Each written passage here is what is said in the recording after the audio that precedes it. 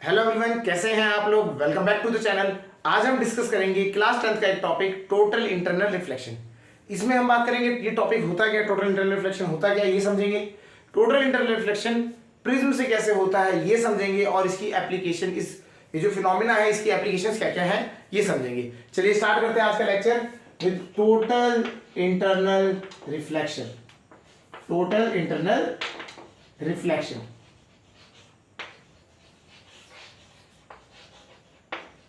Total internal reflection. ठीक है जी, total internal reflection start करते हैं। ठीक है, तो हमें एक कंसेप्ट पता था जब हमने रिफ्रैक्शन ऑफ मीडियम रिफ्रैक्शन पढ़ा था, है ना। तो हमने एक चीज समझी थी कि जब डेंसर मीडियम से रेयरर मीडियम में लाइट ट्रैवल करती है, ठीक है, डेंसर मीडियम से रेयरर मीडियम में लाइट ट्रैवल करती है, तो it bend away from the normal. तो हम इसको कंसेप्ट को समझते हैं। अगर इंसिडेंट रे इस तरीके से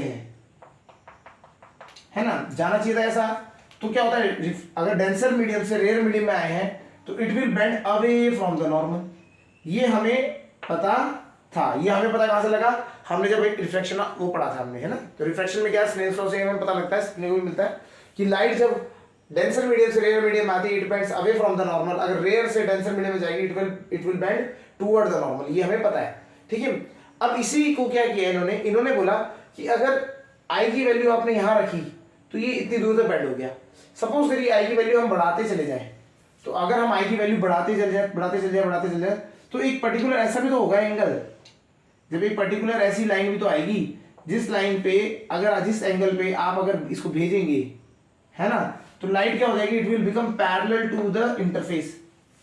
ठीक है, तो ये वो एंगल होगा, ये एंगल है, इसको हमने बोल दिया थीटा, जिसमें क्या होगा, लाइट जो होगी वो बिल्कुल पैरेलल हो जाएगी किससे, इंटरफेस के। जो इंटरफेस है उस पे ही पैरेलल चले जाएगी। समझ आया नहीं है? तो ऐसे इस पर अब यहाँ पे क्या होगा, तो इसमें क्या होगा, लाइट जो है आपका एक मीडियम से दूसरे मीडियम में ट्रांसफर नहीं करी, ये क्या करा, इनके बीच में इंटरफेस में ही मूव करती चले गई।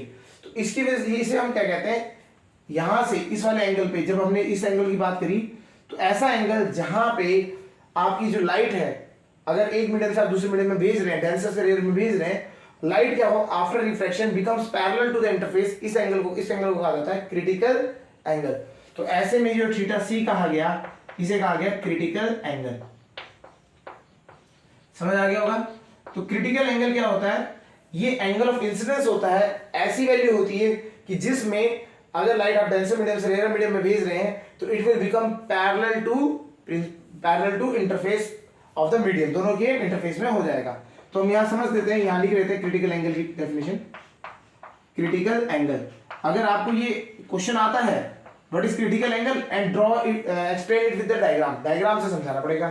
तो क्रिटिकल एंगल क्या होता है, it is the value of in angle of incidence, it is the value of angle of incidence at which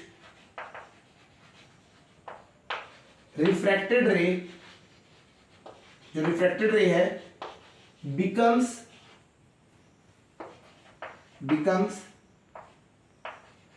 parallel to the interface, इन दोनों के बीच में जो आपका इंटरफेस है उसके, ऑफ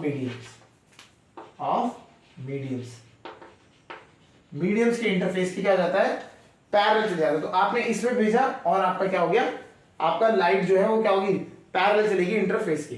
समझ आ गया होगा। तो ये होता है आपका क्रिटिकल एंगल।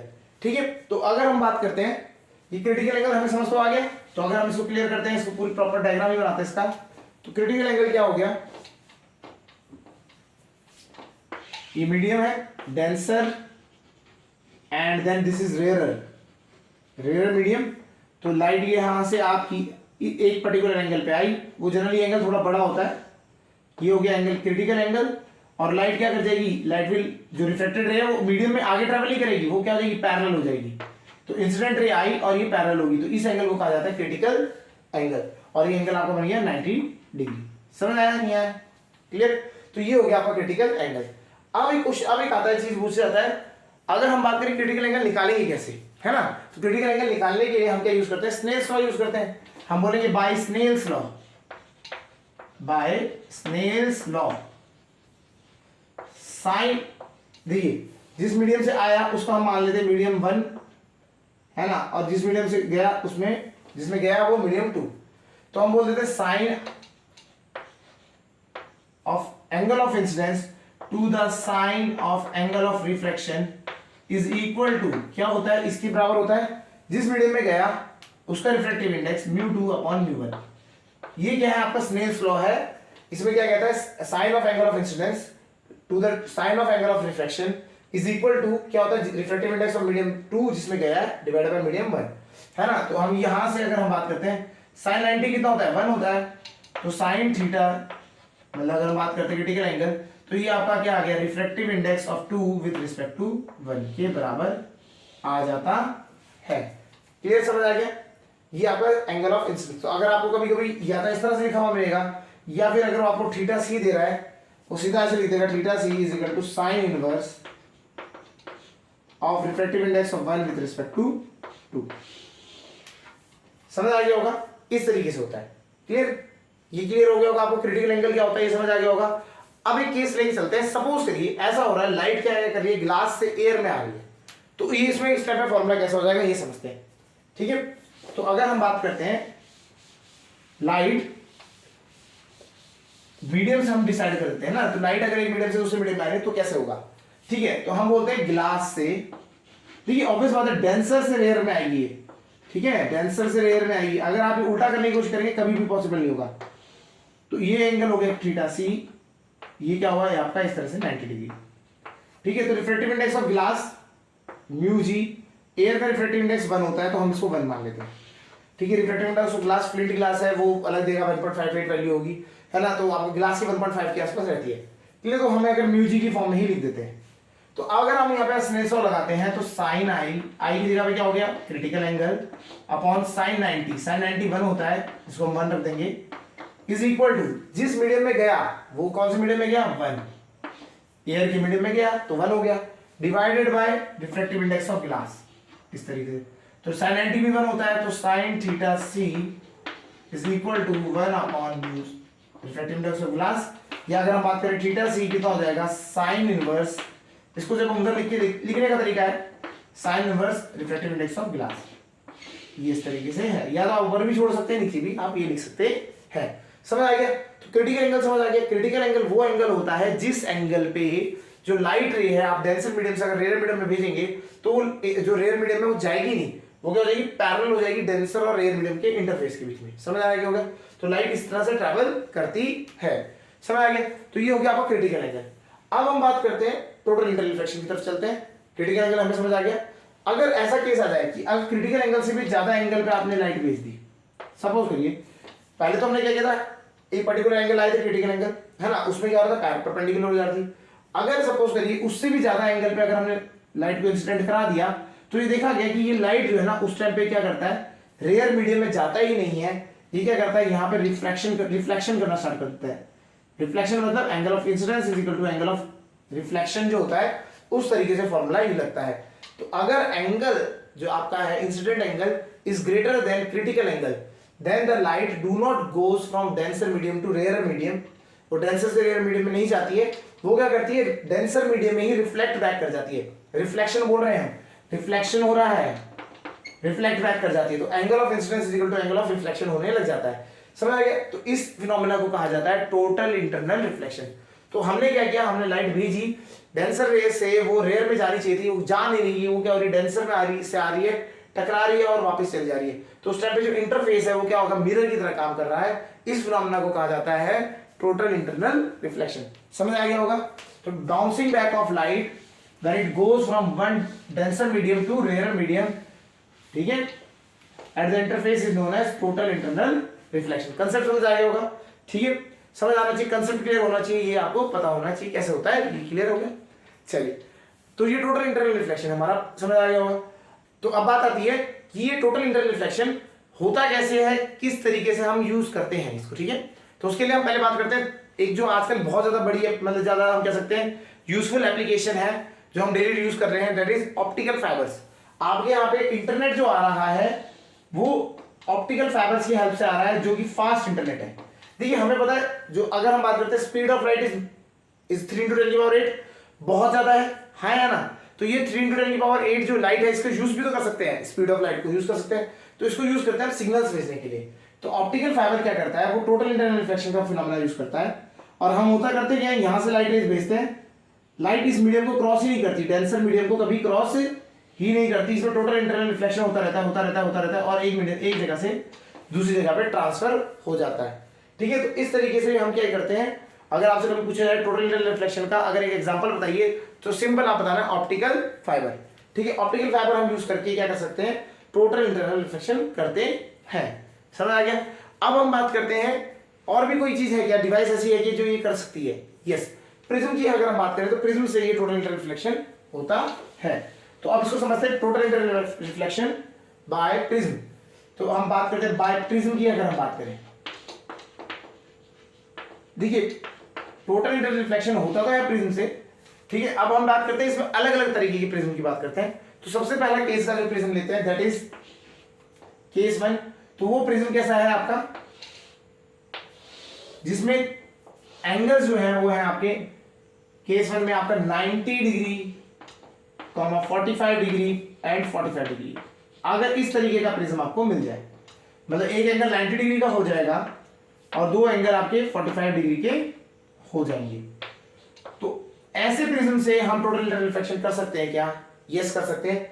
तो इसमें होता कैसे ये समझते हैं। तो ऐसे प्रिज्म को याद रखिएगा, इसको यूज करने के दो तरीके हैं। ठीक है, तो पहला तरीका हम इसको समझते हैं। तो केस 1 में भी पहला तरीका अगर हम यहाँ पे यूज करें, तो पहला तरीका क्या है, अगर मुझे लाइट को परपेंडिकुलरली बेंड करना है, to bend light at 90 degree, 90 degree ही बेंड कर देना है। तो इसको कैसे यूज करेंगे समझ लीजिए। तो ऐसे में हम क्या करेंगे, प्रिज्म को इस तरीके से लगाएंगे जिस तरीके शेप में अभी है। ठीक है, तो लाइट आएगी इस तरीके से, यहां क्या होगा, टोटल इंटरनल रिफ्लेक्शन होता है। ठीक है, इसकी वजह से लाइट कैसे जाती है, बिल्कुल सीधी चली जाती है। तो लाइट आई, टकराई और ये वापस चलेगी। तो इसमें जो एंगल हुआ, जो आपका डेविएशन हुआ, यहां से देखिए, जो लाइट को जाना चाहिए था सीधा जाना चाहिए था, बट वो 90 डिग्री बेंड होकर इधर को चलेगी। तो इस तरीके से क्या हो जाता है, टोटल इंटरनल रिफ्लेक्शन हो रहा है। लाइट को सीधा जाना चाहिए था, सीधी गई नहीं, यहीं पे टोटल इंटरनल रिफ्लेक्शन हो गया और इट क्या हो गया, सीधा सीधा ये 90 डिग्री के एंगल पे बेंड कर गई, यहां से गई 90 डिग्री के एंगल में बेंड कर गई। तो पहला समझ आ गया होगा। अगर आपको एप्लीकेशन अगर हम बात करें, कहीं पे भी अगर आपको लाइट को 90 डिग्री बेंड करना है तो आप प्रिज्म का यूज कर सकते हैं। प्रिज्म को आप क्या करेंगे, ऐसे रख देंगे, वो भी कौन सा प्रिज्म, सारे प्रिज्म नहीं, 90 45 45 वाला एंगल जिसमें हो। ठीक है, तो आप प्रिज्म को यहां से रखेंगे, लाइट आएगी, टोटल इंटरनल रिफ्लेक्शन होगा और नीचे लाइट चली जाएगी। समझ आ गया, हो गया क्लियर। ये आपका पहला केस हो गया। अब आता है सेकंड, अगर मुझे सपोज करिए लाइट को वापस ही घुमा के भेज देना है, जहां से आई थी उसी रास्ते में बेंड करके वापस भेज देनी है। तो केस 2, ये तो हमारे को केस 2 में हम बात करें तो लाइट जिस मीडियम से आई उसी मीडियम पे वापस घुमा के भेज दी।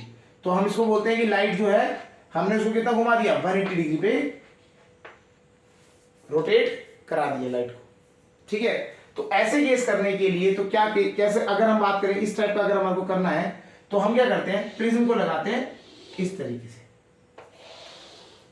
यहां रखते हैं 90 डिग्री वाले को, यूज वही वाला करना है 45 और 90। ठीक है जी, इस तरीके से रहेगा।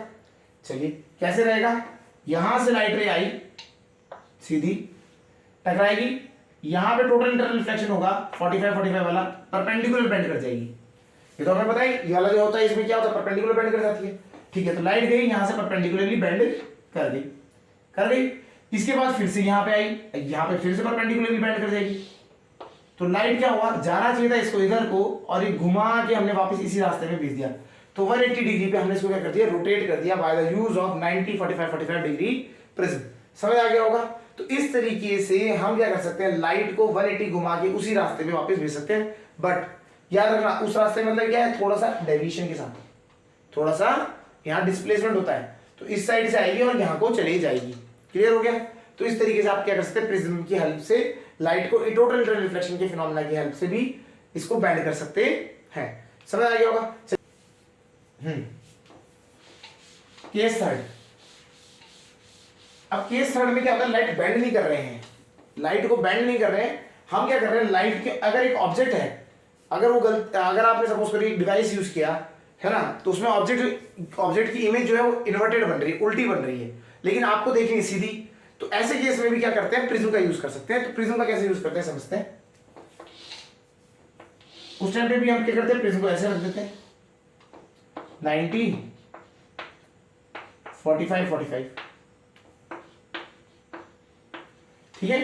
तो अगर हमारा यहाँ पे कोई ऑब्जेक्ट है, सपोज करिए वो उसकी इमेज उल्टी बन गई है ना, तो अगर हम इसकी इमेज, इसको हमें सीधा करना है तो हम ऐसे भी कर सकते हैं। क्या होगा, लाइट यहां से, एक तो देखो दो है इसमें, एक तो उसका बेस, इसको मान लेते ए, नीचे वाले को मान लेते बी, तो लाइट रे यहां से गई, ठीक है जी, लाइट रे इस तरह से आई, ठीक है। यहां पे आने के बाद ये क्या हुआ, आपका रिफ्रैक्शन होगा, ये बेंड करेगी, ठीक है, यहां से ऐसे आएगी तो ये भी बेंड करेगी, क्लियर। फिर यहां पे हो जाएगा टोटल इंटरनल रिफ्लेक्शन इस वाले सरफेस से, यहां पे क्या हो जाएगा, टोटल इंटरनल रिफ्लेक्शन। जैसे टोटल इंटरनल रिफ्लेक्शन होगा, अब ध्यान से देखिए इस वाले नीचे वाली लाइन को देखो, ये जो हमारे टिप से आ रही है उसको मैं डबल एरो से दिखा रहा हूं, और जो हमारे बेस से आ रही है वो सिंगल एरो से। तो जब ये बाहर निकलेगी, अब देखिए अब जो ऑब्जेक्ट बनेगा वो कैसा बनेगा, इसका ये अगर ऑब्जेक्ट इन्वर्टेड था तो अब इमेज यहां बी है, बी से डबल एरो वाली लाइन निकल रही है, वहां पे बनेगा बी डैश डबल एरो वाला, है ना। तो ऑब्जेक्ट क्या हुआ, ऑब्जेक्ट ने अपना जो इन्वर्जन था, मतलब उल्टा हो रखा था, इन्वर्ट हो रखी थी, वो क्या होगी, अब सीधी दिखाई देने लग जाएगी, समझ आ गया। तो ये ऑब्जेक्ट इन्वर्टेड ऑब्जेक्ट रख दिया, उसको अगर मुझे सीधा देखना है तो मैं भी क्या कर सकता हूँ, हेल्प ऑफ प्रिज्म से और टोटल इंटरनल रिफ्लेक्शन को यूज करके ऑब्जेक्ट को सीधा कर सकते हैं। यहां पे कौन सा फिनोमेना हो रहा है, इधर हो रहा है refraction of light, refraction of light, bending of light when it enters from one medium to another. यहां नीचे ये हो रहा है, ये वाला जो साइड है ये है टोटल इंटरनल रिफ्लेक्शन की साइड, तो यहां टोटल इंटरनल रिफ्लेक्शन हो रहा है, और हमारा क्या हो रहा है, ऑब्जेक्ट जो है इन्वर्टेड ऑब्जेक्ट क्या दिखने लग जा रहा है, स्ट्रेट दिखने लग जा रहा है। समझ आ गया होगा। इस तरीके से हम क्या कर सकते हैं, एक ऑब्जेक्ट को जो इन्वर्टेड दिख रहा है उसको हम सीधा दिखा सकते हैं। समझ आया नहीं है। तो होता क्या है, ये आप ये जो मैं आपको बताता हूँ एप्लीकेशन से कहाँ यूज होती है, जैसे बाइनोकुलर्स हो गया, टेलीस्कोप्स हो गया, तो ऐसी जगह पे क्या होता है, ऑब्जेक्ट्स की इमेज बनती है तो उल्टी बनती है, उसको अगर हमें सीधा करके देखना है तो ऑब्वियस बात है हम तो देख रहे हैं तो सीधा देखना है, तो हम क्या वहां पे क्या करते हैं, इसको सीधा करने के चक्कर में इस तरीके से यूज करते हैं प्रिज्म्स का। समझ आ गया होगा। चलिए नेक्स्ट अगर हम बात करते हैं, ये तो होगा हमारा पहला कौन सा प्रिज्म था, 90 45 45 वाला। अब हम बात करते हैं दूसरे प्रिज्म की। चलिए सेकंड केस करते हैं। सेकंड टाइप ऑफ प्रिज्म जो है वो है आपका इक्विलेटरल प्रिज्म। क्या है, इक्विलेटरल प्रिज्म। इक्विलेटरल प्रिज्म होता क्या है, जिसमें सारे एंगल कितने होते हैं, 60 60 60 के होते हैं। तो ऐसा प्रिज्म जो होता है ये क्या करता है, ये आपकी लाइट को 60 डिग्री के एंगल पे रिफ्लेक्ट आउट करने के लिए यूज होता है। तो अब होता कैसे समझ लेते हैं। ठीक है, सपोज करिए लाइट इस पर आ रही है परपेंडिकुलर, तो ये लाइट सीधी जाएगी। ठीक है, इसको थोड़ा और ऊपर से कर देते हैं। ये लाइट बिल्कुल यहां पे परपेंडिकुलर है, ये ऐसे आगे बिल्कुल इधर स्ट्रेट आएगी और यहां पे टकरा जाएगी। क्लियर, ये 60 एंगल है, ये 60 एंगल है और ये नीचे वाला भी 60 एंगल है। ठीक है, ये आ गई। अब यहां पे ये हो गया परपेंडिकुलर, तो ये एंगल कितना हो गया 30, 60 ये 90 ये 30 हो जाएगा एंगल ऑफ प्रॉपर्टी। तो ये एंगल हो गया 60 डिग्री बाय टोटल। जब हम यहाँ पे टोटल इंटरनल रिफ्लेक्शन करेंगे, जब टोटल इंटरनल रिफ्लेक्शन होगा तो ऑब्वियस बात है 60 डिग्री के एंगल पे ही शिफ्ट होगा, 60 डिग्री के एंगल पे ही शिफ्ट हो जाएगा। तो लाइट रे आई इधर से इधर आई, 30 डिग्री था, 60 डिग्री पे एंगल ऑफ रिफ्लेक्शन हो गया है ना, तो ये 60 डिग्री सीधा निकल जाएगा। अब ये सीधा निकलेगा, देखते हैं। ये 60 है तो ये 30 होगा, ये 30 ये 60 तो ये 90 हो गया, तो 90 तो ये बिल्कुल सीधी लाइन क्रॉस कर जाएगी। अब देखते हैं अब कितना डेविएशन कितना हुआ है ना, वो समझते हैं। ठीक है, लाइट रे आना तो सीधा जाना चाहिए था इसको ना, लाइट रे को सीधा जाना चाहिए था इस तरीके से, बट हो क्या रहा है, ये मुड़ गया इधर को, इतना मुड़ गया। इसको बना देते हैं, ये इतना मुड़ गया, ये 30 तो ये वर्टिकली अपोजिट है, वो वर्टिकली अपोजिट एंगल 30, तो ये टोटल कितना हो गया, कितना एंगल का डेविएशन दिया इसने 60 डिग्री। तो आपको ये एंगल ऑफ डेविएशन कितना मिल जाता है 60 डिग्री। तो इक्विलेटरल प्रिज्म जो होता है ये आपका एंगल ऑफ डेविएशन जो देता है वो 60 डिग्री का देता है जब आप उसमें 90 डिग्री के लाइट इंसिडेंट कराते हैं। समझ आ गया होगा। इस तरीके से ये इक्विलेटरल प्रिज्म भी आप यूज कर सकते हैं कि 60 डिग्री पे अगर आपको बेंड कराना है तो इस तरीके से रहेगा। समझ आ गया। इसके बाद अब तीसरा टाइप का प्रिज्म हम यूज करते हैं, देखते हैं नेक्स्ट प्रिज्म को। अगर हम देखें नेक्स्ट प्रिज्म, तो अब तीसरा जो प्रिज्म होता है वो जनरली जो यूज होता है वो that is 30, 60 and 90 degree prism. मतलब क्या है 30, 60 और 90। तो ये प्रिज्म जो यूज होता है इसमें हम अगर हम इंसिडेंट रे करते हैं तो कितना एंगल का डिफ्लेक्शन होता है ये समझते हैं। ठीक है, चलिए तो ये बना देते हैं। इसमें हमारा ये इस तरीके से हमने प्रिज्म बना दिया। ठीक है, ये ऊपर वाला एंगल मान लेते 30, ये 60 और ये 90। अगर हम इंसिडेंट रे करते हैं यहां से नीचे से परपेंडिकुलर इसको इंसिडेंट कर देते हैं, ये 60 है, ये 30 हो जाएगा। नॉर्मल बनाएंगे तो 60 का एंगल ऑफ इंसिडेंट हो जाएगा आपका। तो ये 60 डिग्री पे ही टोटल इंटरनल रिफ्लेक्शन करके इधर को मूव कर जाएगा। समझ आया नहीं है? तो ये 60 था, देखो ये 60 है, ये 90 है, तो ये 30 डिग्री होगा। ये 30, ये पूरा नॉर्मल है तो 90 डिग्री होगा, तो 60 डिग्री हो जाएगा। अब 60 डिग्री पे एंगल ऑफ इंसिडेंस है तो एंगल ऑफ रिफ्लेक्शन भी क्या होगा 60 डिग्री होगा। तो ये 60 डिग्री इस तरह से आ गया। ठीक है, ये समझ आ गया होगा। 60 डिग्री आया। अब यहां पे ये जो लाइट है ये लाइन परपेंडिकुलर तो नहीं है, परपेंडिकुलर तो यहां होना चाहिए, पर नॉर्मल तो ये हो गया। ठीक है जी, नॉर्मल तो ये हो गया। अब अगर हम बात करते हैं नॉर्मल ये है, ठीक है, तो अब अगर ये हो गया इस तरीके से। तो अब बात आती है यहां पे जब लाइट एंगल इसमें एंगल पे गिरेगा, ये जो है ये जिस इस एंगल पे जब वो होगा तो ये क्या करेगा, इट विल रेयर डेंसर से रेयर में, तो it will bend away from the normal, थोड़े बड़े एंगल पे बेंड कर जाएगा। हाँ या ना? तो अब हम बात करते हैं कि कितने एंगल पे करता है। तो अब हम इसको पहले ये समझते हैं कि ये एंगल है कितना। ये वाला जो एंगल है ना, ये वाला एंगल कितना बन रहा है। तो इसको बना चेक करने के लिए देखिए ये 90 डिग्री का एंगल था तो ये 30 डिग्री हो गया। ठीक है, 30 ये 30 60 हो गया। और ये पूरा जो एंगल होना चाहिए कितना होना चाहिए 180 के बराबर होना चाहिए। तो ये 120 हुआ, कितना हुआ 120। और उसमें से भी 90 डिग्री, देखो मैं थोड़ा सा यहां पर बना लेते हैं। तो ये कुछ इस तरह से बन रहा है, ये 30, ये भी 30, तो ये 90 डिग्री आपने नॉर्मल बनाया। तो ये पूरा एंगल कितना आएगा 120, पूरा एंगल कितना आएगा 120, पूरा आएगा 120। 90 ऊपर है तो ये नीचे वाला कितना बचा 30। तो इसमें एंगल ऑफ इंसिडेंस कितना हो गया 30। ये तो ये एंगल जो होगा ये 60 से बड़ा होगा, है ना। ये 60 से जनरली देखा जाता है, ये बड़ा होता है। तो ये 60 से बड़ा है तो ये वाला एंगल कितना हो जाएगा लेस देन 60, है ना। तो अगर हम बात करें लाइट रे ऐसा आ रही थी, तो अगर हम बात करते हैं डेविएशन कितने का हो गया, लाइट जो एक्चुअली में सीधा जानी चाहिए थी ये डेविएट कर गई, तो लेस देन 60 डिग्री के एंगल से डेविएट करती है। तो अगर हम बात करें ये प्रिज्म जो अगर यूज करोगे इस तरीके से, तो आपकी जो लाइट है वो लेस देन 60 डिग्री से डेविएट करेगी। समझ आ गया? तो आप समझ रहे होंगे अलग अलग prism depending on their angles वहां पे डेविएशन अलग होता है। जैसे हमने बोला था पहले 90 डिग्री करते हैं, 180 डिग्री का आपका हो गया डेविएशन, है ना। फिर हमने बात करी थी 60 डिग्री का, एग्जैक्ट 60 डिग्री करना है तो उसके लिए इक्विलेटरल होता है। और अगर हमें लेस देन 60 डिग्री करना है तो ये वाला यूज हो रहा है। समझ आ गया? क्लियर हो गया होगा। चलिए अब हम बात करते हैं, ये जो हो गया तो हो गया आपका total internal reflection in prism. Clear होगा, वो समझ आ गया होगा। तो आपको ये एंगल्स बना के ये सारी फिगर्स बनानी पड़ती है। आपको आधा फिगर आपको दे देगा कि लाइट ऐसा आ रही है, तो आपको सारे एंगल गेस करने पड़ते हैं क्या, और फिर उसके बाद आपको एंगल ऑफ डेविएशन निकालना पड़ता है इसमें। क्लियर? तो बस इसमें आपको ध्यान क्या करना है, अगर 90 डिग्री पे आ रही है तो 90 डिग्री पे सीधे चली जाएगी। टोटल इंटरनल रिफ्लेक्शन में angle of incidence is equal to angle of reflection. याद रखिएगा नॉर्मल बनाइएगा उससे एंगल देखा जाता है। तो 60 है तो ये भी 60 होगा। क्लियर? और उसके बाद जब आपका रहेगा तो वहां पे साइन आई, जो रिफ्लेक्शन वाला पार्ट है वहां पे sine i upon sine r वाला लगता है। समझ आ गया होगा। अब हम बात करते हैं ये जो हमारा प्रिज्म का कंसेप्ट है ना, लाइट को बेंड करने का 90 डिग्री पे ये करने के लिए, तो इसको करने के लिए हम मिरर का भी यूज कर सकते हैं। जैसे कि फॉर एग्जांपल अगर हम बात करते हैं, मुझे अगर किसी एंगल पे 90 डिग्री पे ही या किसी एंगल पे लाइट को बेंड करना है, तो मैं क्या कर सकता हूँ, दो मिरर्स यूज करके, ठीक है, सपोज करो 90 डिग्री पे है, और अगर मैंने इसको लाइट को 45 डिग्री पे एंगल पे गिर दिया प्लेन मिरर्स में, है ना, ये 45 होगा तो ये भी 45, तो लाइट जो है हमने क्या कर दिया, जो आनी चाहिए थी लाइट इधर को, हमने उसको 180 में रिफ्लेक्ट आउट कर दिया। समझ आया? तो हम क्या प्रिज्म की जगह पे अगर मिरर यूज करें तो उससे भी हम क्या कर सकते हैं, ये रिफ्लेक्शन वाला काम कर सकते हैं। हमें यहाँ पे टोटल इंटरनल रिफ्लेक्शन की करने की जरूरत नहीं है। समझ आया? तो अब हम बात करते हैं जनरली एप्लीकेशन में प्रिज्म यूज किया जाता है। ऐसा क्यों किया जाता है?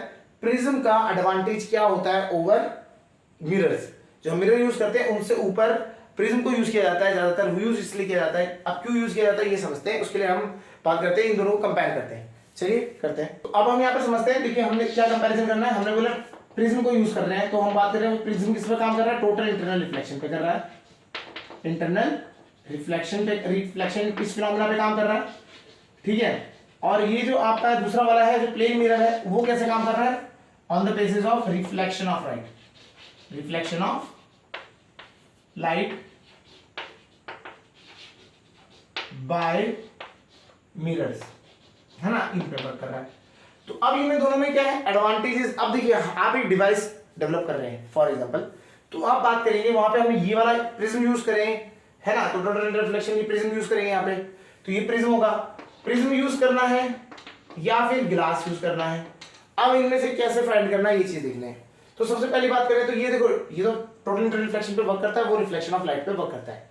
अब बात आती है, सबसे पहला पॉइंट यहाँ आता है इन दोनों में, तो कंपैरिजन आप कर सकते हैं कैसे। देखो मिरर पहले यूज होते थे, है ना, पेरिस्कोप हो गया, ये आपका बहुत सारी चीजें, बाइनोकुलर्स हो गया, उनमें मिरर यूज होते थे। आज की डेट में ये सब बंद हो गया, हम क्या करते हैं, इसको यूज करते हैं प्रिज्म को। क्यों यूज करते हैं, पहली चीज समझते हैं कि जो आपकी जो इंटेंसिटी है ना लाइट की, जो आपकी सबसे मेन चीज है, intensity of light does not change. जितनी लाइट की इंटेंसिटी थी वो चेंज नहीं करती, क्योंकि ये क्या है, ये सारा का सारा क्या है, प्रिज्म ग्लास से बना हुआ है, और टाइम के साथ ये कभी भी चेंज नहीं होगी। टाइम के साथ भी ग्लास ग्लास ही रहने वाला है, वो ऐसा कुछ चेंज होने वाला नहीं है। एनक्लोज सरफेस में स्क्रैचेस नहीं लगेंगे, कोई खराब नहीं होने वाला, तो सब कुछ बढ़िया है इसमें। समझ आ गया? अब बात आती है मिरर के लिए, तो ये होता है कि intensity decreases, intensity decreases due to silver, जो सिल्वर पॉलिश की जाती है, डिग्रेडेशन। जो सिल्वर पॉलिश होती है वो टाइम के साथ डिग्रेड होती चली जाती है, और जब सिल्वर पॉलिश डिग्रेड होगी तो लाइट को क्या करने लग जाएगी, एब्जॉर्ब करने लग जाएगी, इंटेंसिटी क्या हो जाएगी, कम हो जाएगी। समझ आ गया नहीं आ गया, क्लियर? तो ये होता है। Second, no loss of energy, no loss of energy, energy का कोई लॉस नहीं होता, क्योंकि जो लाइट है वो खाली बस क्या कर रही है, एक आपकी क्या रही है, लाइट बेंड कर रही है और कुछ नहीं हो रहा। यहां क्या होता है, loss of energy, loss of energy. जो लाइट है वो जब रिफ्लेक्शन करती है तो लॉस ऑफ एनर्जी हो जाता है। इंसिडेंट रे की एनर्जी जो रिफ्लेक्टेड रे की एनर्जी से ज्यादा होती है। मतलब क्या हो रहा है, जब लाइट पार्टिकल्स टकरा रहे हैं तो वो अपनी एनर्जी लॉस कर दे रहे हैं, तो इसकी वजह से क्या होता है, लॉस ऑफ एनर्जी आपको देखने को मिल जाता है।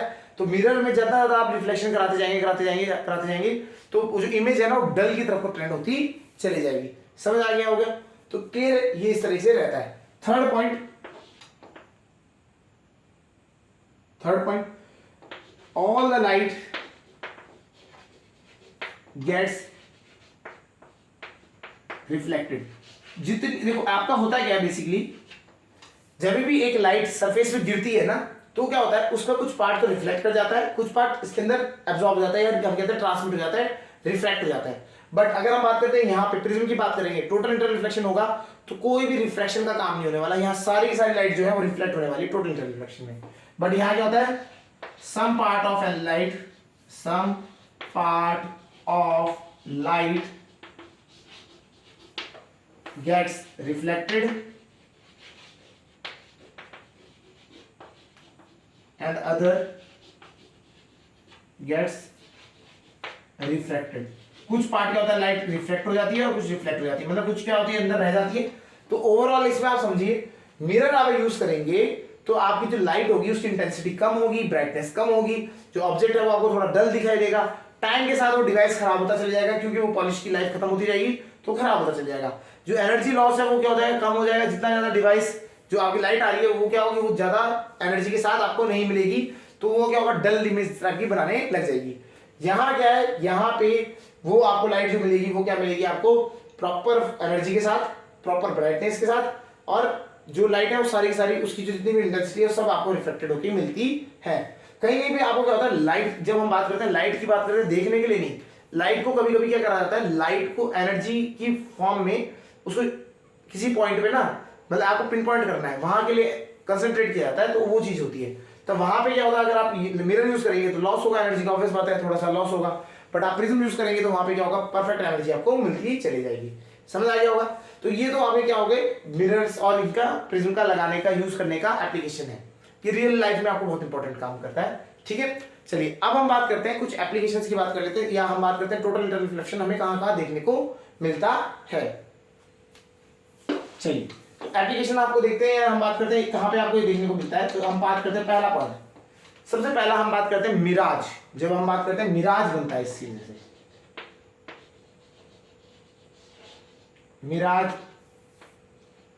During hot summer day, during hot summer day क्या होता है मिराज, ये समझ लेते हैं।